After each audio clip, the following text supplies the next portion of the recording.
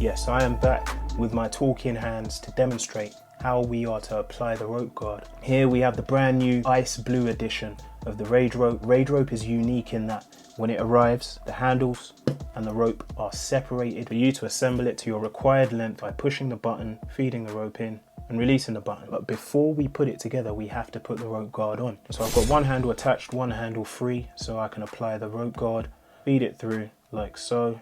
It's been measured precisely for this rope width, and so what you're going to have to do in order to apply it, it will take a couple of minutes, but it's worth saving yourself from buying a rope every time. And all you're going to do is twist and push, twist and push. If you've got sweaty palms, this might be a bit trickier. This is the most important part. You want it to be in the middle of the rope at that point of contact with the ground. To find the middle, what you want to do is put the handles, get the handles equal, and then just find the middle, which would be about here. I'm just going to feed the rope guard down to this point. Still not quite in the middle, needs a bit more. And there we are. So you've got that nice clean look and you've got your rope protected.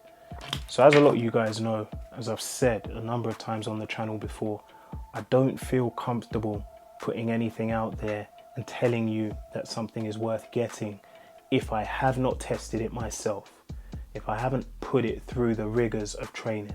And so some of you eagle-eyed viewers would have seen that for the past few months I have been using these rope guards on my ropes in previous videos, and that's to see how they hold up, whether they can do the job of protecting the rope. To demonstrate this, I've got a rope which I've been using for the past few months with the rope guard on. So I'm going to put this to the side for a second. Now I have this rope in the original carbon black color, and this is the rope guard, so you can see it's taken the scuffs of all of that training. If I compare it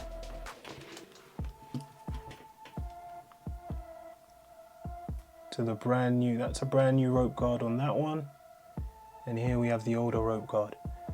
And the great thing is, once this has taken all that punishment, all you've got to do is remove it, take it off the rope and replace it with a new one. That way you're not going to have to shell out for a new rope